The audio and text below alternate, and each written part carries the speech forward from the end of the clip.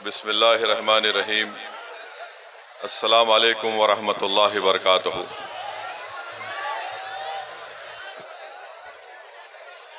मुअज़्ज़िज़ हाज़रीन इकराम,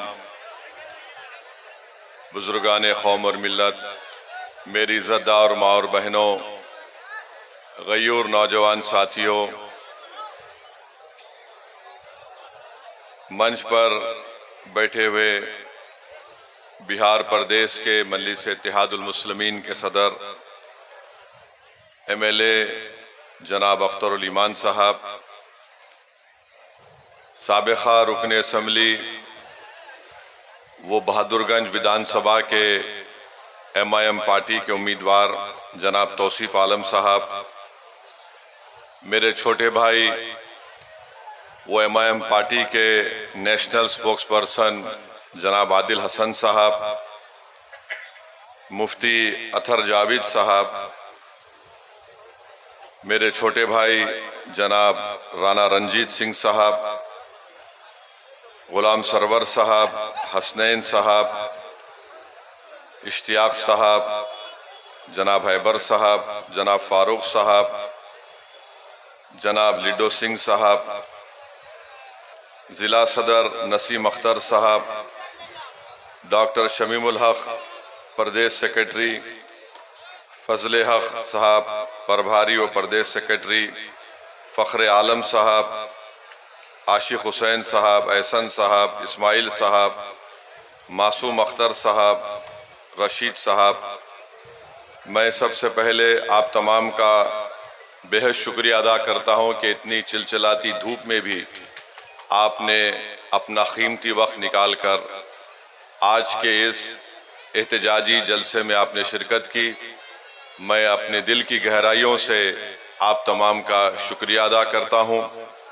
और ये मेरी खुशकिस्मती है कि मैं दोबारा चंपारण की इस तारीख़ी सरज़मीन पर आया हूँ जहाँ से हमारे बुज़ुर्गों ने गांधी जी का साथ देकर यहाँ पर पहले सत्याग्रह की तहरीक का आगाज़ किया था। तो यकीनन ये बड़ी तारीख़ी सरज़मीन है और आप इस सरज़मीन पर बसने वाले भी मुझे यकीन है कि बेबाक हैं और बेबाकी आपके सोच और फ़िक्र में भी शामिल है। मैं आपका शुक्रिया अदा करता हूँ। मेरे अज़ीज़ दोस्तों और बुज़ुर्गों, हम ऐसे वक्त पर यहाँ पर जमा हुए हैं जब हमारे पूरे वतन अज़ीज़ में एक गम है और तकलीफ़ है, और वो गम ये तकलीफ़ ये है कि हमने अपनी आँखों से देखा कि किस तरीक़े से हमारे पड़ोसी मुल्क पाकिस्तान से आतंकवादी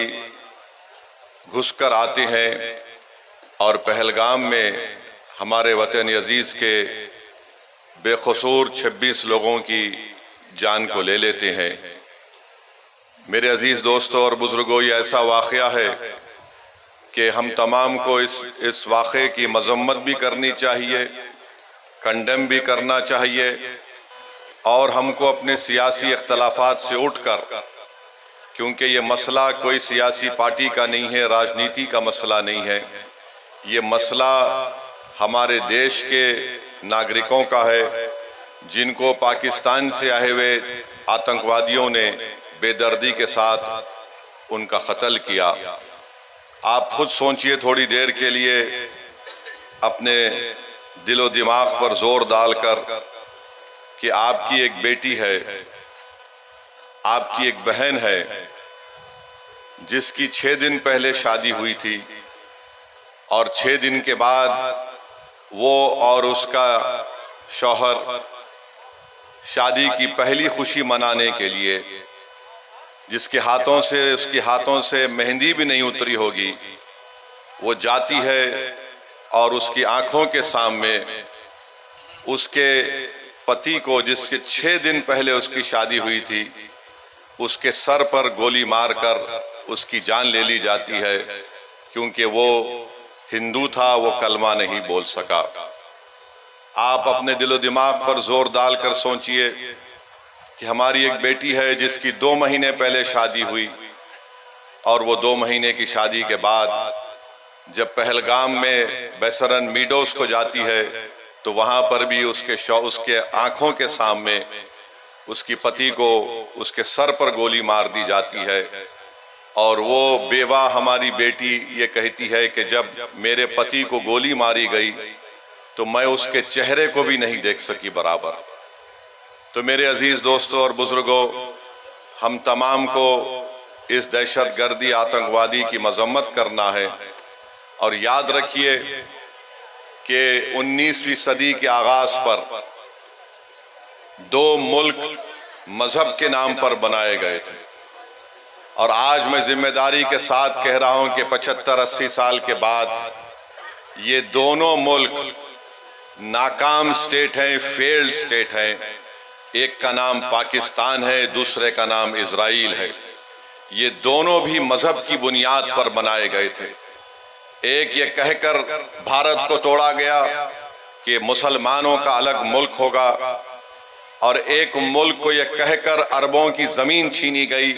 कि यहाँ पर हम यहूदियों का मुल्क बनाएंगे। उन्होंने यहूदियों का मुल्क नहीं बनाया,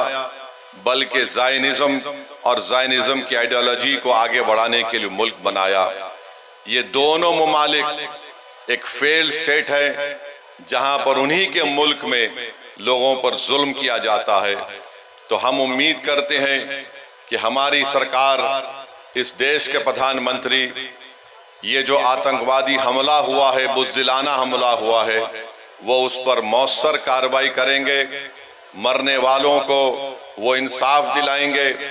और हम उम्मीद करते हैं कि हमेशा के लिए पाकिस्तान से जो आतंकवादी हमारे देश में आकर मासूम लोगों की जानें लेते हैं, चाहे वो हमारी बेटियां हों या फिर वर्दी पहनने वाले हमारे नौजवान बेटे हों, इन आतंकवादी हमले को ख़त्म करने के लिए हम उम्मीद करते हैं कि देश के प्रधानमंत्री